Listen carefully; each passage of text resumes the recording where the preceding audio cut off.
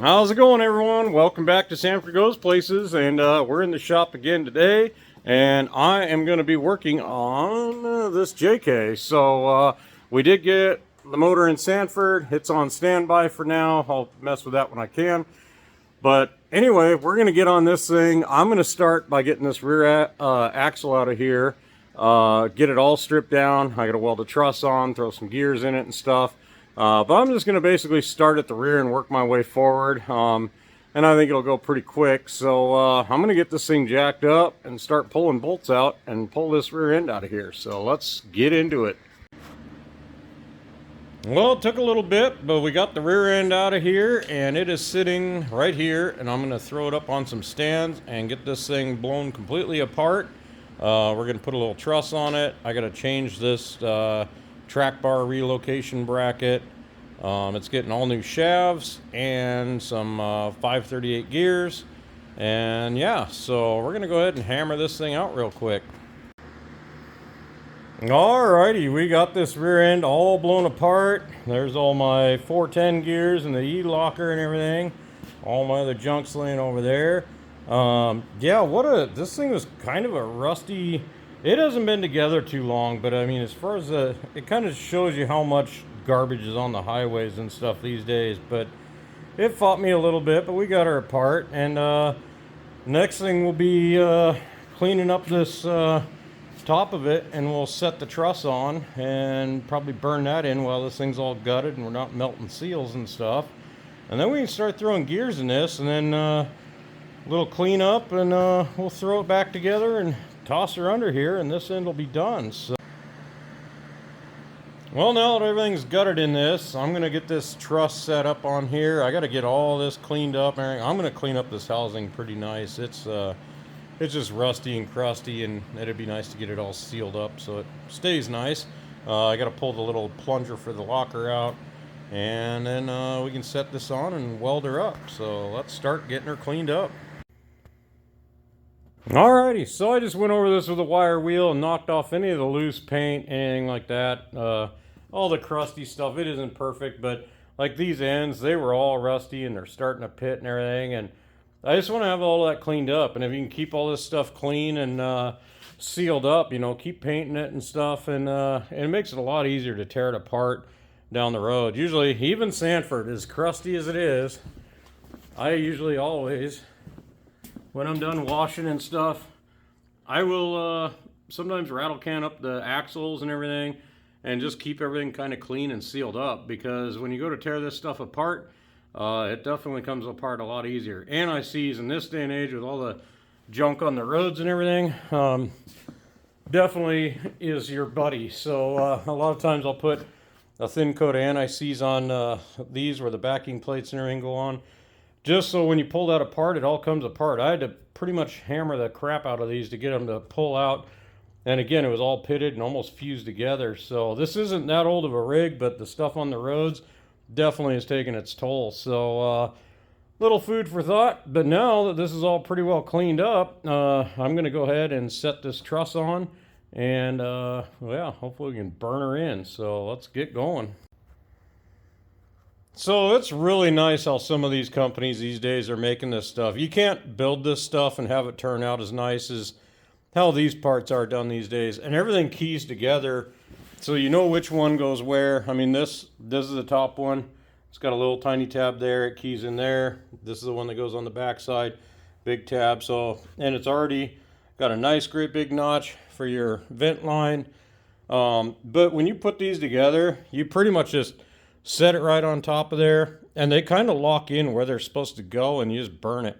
There is hardly any guesswork to this. So, yeah, I'll kind of get it tacked together, set it on there, and usually I like to weld it up kind of as a unit and then put it on and actually burn in the ends. So I'll get a couple welds on the insides and everything and just make sure it's good and solid. But yeah, this should be pretty straightforward. So before I weld this up, I actually ran a DA sander on this with 80 grit just to give it a little rough up so the paint will stick.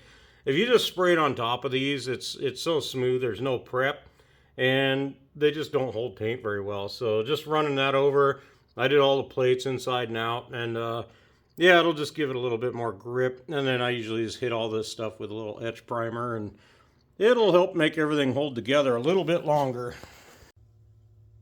So I like, whenever I do these, I just kind of tack them together, and I put a tack where I can get to it pretty easy with a grinder and a cutoff wheel if for whatever reason I need to cut it apart. But I'll set it on there, see how it fits, make sure there's nothing else to fine tune. But again, the way these are all cut out and everything, they fit like a glove. You set it on top of the housing, it pretty much just keys right in where it needs to go, and you can weld it. So I'm going to set it on there and see how it fits. And there it is. And like usual, it fits like a glove. Nice little area to weld around there, and it centers itself. They got little steps right here where it's centered to where it's pretty much where it goes. The hole for the vent, right, pretty much in the middle there. It's kind of weird, but yeah, so I'm happy with it. So at that point, I can basically plug weld these. I'll flip it upside down, do some welds on the inside. I'll probably paint the inside of it too, so that's all kind of coated and everything. And then usually on the ends here, I'll use a little weld through primer where that's going to get welded. And that'll basically galvanize that weld and kind of protect it from the elements. Again, all this salt and junk on the roads, they like to corrode stuff, so the more you can seal things up, the better you are. And yeah, again, this is a little bit more of a better build than Sanford, so I kind of want to do it right. So anyway, yeah, I'm going to go ahead and kind of burn this thing in. We'll set it on and zap it to the housing. So I went ahead and I welded in the keys on the ends, up here across the middle and everything's fitting great. I'm going to flip it upside down, throw a couple beads along the length of it. I don't got to weld the whole length, but we'll put, we'll stitch it along, put a couple inches of weld, skip a couple inches, put a couple inches, and then we can burn this thing on the housing. And I usually do all my welds on the insides if you can get in there, and that keeps the outside a nice crisp line and everything. And I don't know, some guys overkill, they'll weld the entire thing and inside and out and stuff, and it doesn't need all that. Again, this is just basically your strength is, you're just going from this end to this end, and you're not going to really blow the whole center out of this thing. So I could probably put it on there like this and nothing had ever happened. But like I say, I'll just weld a bit, and weld a bit, and we'll just gap along there. But then it just keeps this outside edge nice and crispy looking. And yeah, it'll be a nice looking product when we're done. Alrighty, so I went ahead and welded it all up. I just gave it a couple tacks throughout the inside here, and that'll hold everything together good enough. It's pretty hot, so I'm going to set it on here and just kind of let it cool, and maybe some of the heat will dissipate into the housing. I'll probably preheat a little bit on the tubes. Just it's not warm not cold in my shop, but it isn't warm. But while it's doing that, and that way I can handle it at least, I'm going to go ahead and I need to put, yoke on the transfer case in here, because I'm going to a 1350 drive line, so I got to swap out all that cheesy JK stuff and put a real yoke on it. So while that's doing its thing, I'm going to go ahead and swap a yoke on here. So this is definitely a nice looking unit on here. Yeah, and then they got their TMR logo carved in it and everything. So once she's all painted up, she's gonna look pretty nice. So yeah, but I'm gonna let that sit for a minute, and then I'm gonna go ahead and zip a yoke on this thing. So these drive lines that come in these JKs are just, I don't understand them. I hate them. And I don't know, they got this is the slip joint in here, and I mean it's big, and I mean it's hard to get it to push in and out even when it is good. And then these are seated in these yokes. You got to get in with a driver and beat it out. If you have a driveline issue on the trail, it used to be 4 U-bolt straps and you're done and pop the driveline out. This, if you don't have a punch to get in there, and I mean, and this will separate. These are just kind of a press fit. This will come out. You'll have half your driveline stuck in your yoke. And it's just overall, it's like there's just some things in life you just don't mess with. And drive lines seem to be one of them. So it'll be a pleasure to throw this thing in the garbage can. But anyway, he bought a bunch of stuff from Revolution. And when they came out, it was kind of like, oh, here's another fly-by-night company. But I'm really impressed with the stuff. I didn't know they were doing drive lines, but this was a very affordable drive line. It's nice. It's heavy wall, 1350 CV, and I'll replace the yoke that's out of the JK with this flange style, and it'll bolt on. We got a nice big heavy duty CV yoke on there, and but this company has really been up in the game. Their gears, so they re-engineered the tooth count on their gears. So it used to be when you had like a set of 538s and a Dana 44, it was pretty much like one pinion tooth was leaving as the other was, grabbing, and you had almost a one tooth contact. It was very little. They re-engineered these, and now you've got two teeth contact. It's there's a different amount of teeth, but they were able to get it. So now you got a two tooth contact, full-time contact pattern, which is way stronger. And I look at all these companies that have been doing this for years and years and years, and nobody ever thought about it. And it took a new company to come out with new ideas and actually care about the consumer.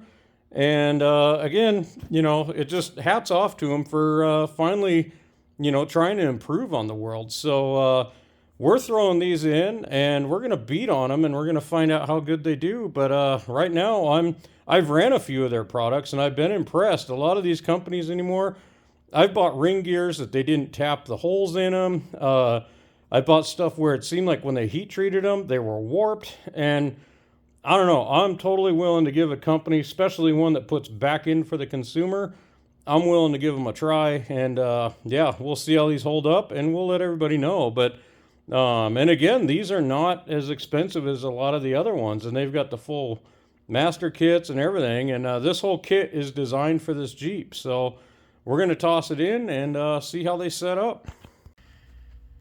And there is the new flange. So I think I'm going to go ahead and put the driveline in. I'll just tie it up so it's up out of the way, and that'll be something else that's done. But I usually end up putting a bunch of silicone on the threads or the splines and everything, and then I did some blue Loctite on the pinion nut, cranked her down, and yeah, so that'll hopefully keep. The other yoke actually has an O-ring in it to help seal oil. So, but I've always just put silicone on all the splines and everything, and then crank the nut down, and that kind of makes a little gasket. So I brake clean the splines and the threads so that your Loctite on everything, so that your Loctite will actually seal. So we should be good. So yeah, I think while I'm under here, I'm just going to go ahead and put the driveline in, and that's another thing to cross off the list.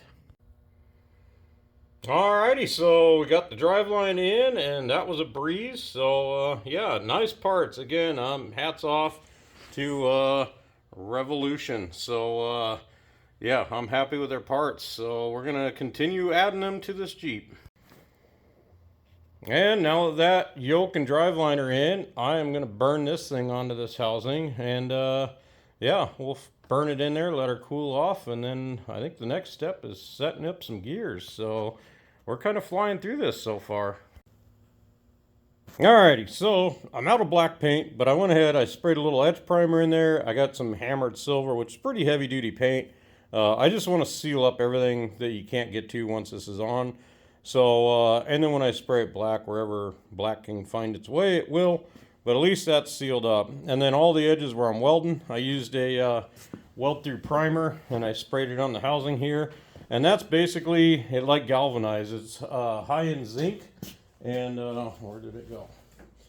And it'll bond with the weld and basically protects the weld and basically seals it up. So, but yeah, if you're doing stuff like this and it's getting in pockets and everything where you can't really get to it to wash it out, it's just a little added protection, because welds are the first thing to rust. So anyway, probably overkill, but again, I just want this to last and be decent when we're done. So that's done. I just got to slap it on and start burning.